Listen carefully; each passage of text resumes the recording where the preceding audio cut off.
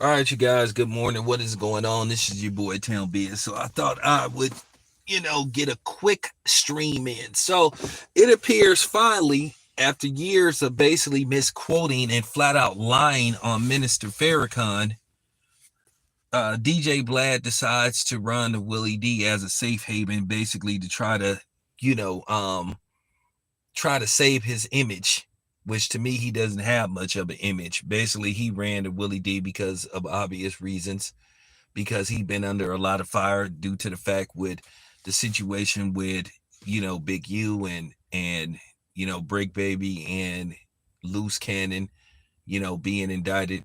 And a lot of people believe he's in that same realm as Adam 22, where he does these interviews where he basically gets people to imply that they are part of criminal enterprises.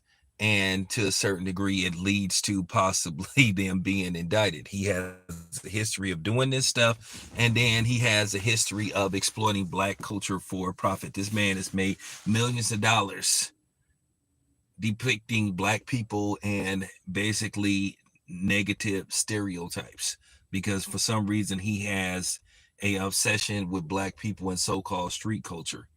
He doesn't really do productive interviews. He always wants to talk about the streets and stuff because he sees black people in that light. And then it's just not the culture vulture stuff. It's just some of the things that he spoke on that I feel like he has no business speaking on. And then he's that typical dude that tries to use that, well, I'm not a racist or this and that because I'm married to a black woman, like that means a motherfucking thing to me. Nobody cares. Everybody knows and is aware of your antics.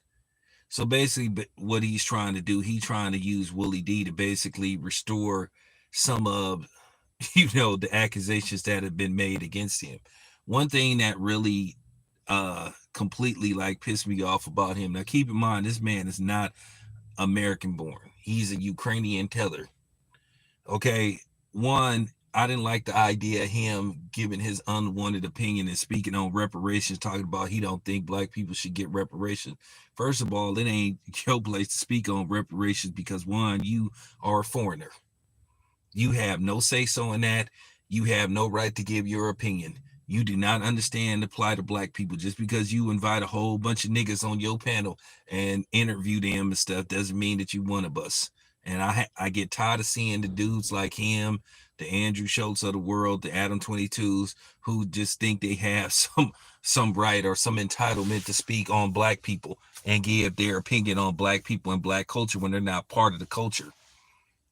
But then again, I blame you black people because you guys keep going on these dudes' platforms or talking to them about stuff pertaining in our community. He's an outsider. He's a foreigner. We shouldn't even be having these conversations with him. That has been detrimental to the black community, talking to outsiders, trying to get people to understand the plight of the black man and the black woman. When I keep saying we don't owe them no explanation, we don't have to explain nothing to them. When y'all figure that out, the better off y'all gonna be. But y'all have this thing where y'all feel like you have this thing where you feel like you have to explain yourself. And that never benefits us because a lot of times they use the information that we give them to try to undermine us and use it against us. So I've never liked this dude. I don't trust this dude, and like I said before, I didn't warn people about talking to this dude, but people continue to talk to this dude. So all this time, he finally decides to apologize to Minister Farrakhan for basically flat out lying on him and misquoting him.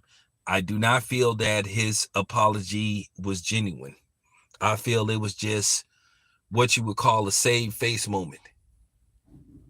And he dodged this question for years in interviews. Oh, I don't want to do any interviews in regard to Louis Farrakhan because that's just some coward stuff. But at the same time, he was trying. Hopefully, he could land an interview with Farrakhan. The dude is a cornball, and I'm gonna tell you something else. He ain't from the Bay. He's not from the Bay. Okay, he's not from Oakland whatsoever. Okay, he can't even name pivotal areas of of Oakland. So, he wants to try to pass himself off as being from the Bay Area, but the dude is Ukrainian. He's from the Ukraine. Okay. Go look up what his actual name is, and that'll tell you all you need to know about him. But like I said before, I felt that his apology was disingenuous because at the end of the day, why did you wait like 7 years to finally acknowledge what you said was not accurate? It was not factual. You flat out and intentionally misquoted Farrakhan, and you put a stigma on him that wasn't fair. But a lot of people have done that to Farrakhan. Like I said before, everybody feel like it's okay to insult and disrespect black people. But then when we respond back, then all of a sudden, people are shocked.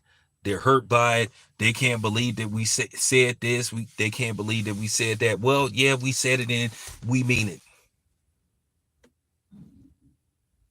This dude is a long-standing clown. And like I said before, we all know why. Obviously, he decided to talk to Willie D. Now, my thing is with Willie D, how could you consider a dude like that a friend? Now, I'm not dissing Willie D, but I'm just saying I wouldn't consider a dude like that a friend because he's just not a friend. He is a exploiter. He likes to exploit things. And I would tell him right to his face with no hesitation how I feel about dudes like him. I just don't care for the dude. I just think he's a clown. And somebody just got to say it. At the end of the day, Farrakhan is too big to even, waste his time talking to a dude like him. Because at the end of the day, he just want to exploit it and use it for clicks and views and to profit off of it. Because that's what he does.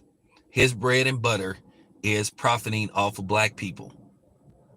He hardly ever talks to anybody that looks like him. And when he does talk to people that look like us, he constantly asks them about stuff that they shouldn't be talking about because he has an infatuation with that.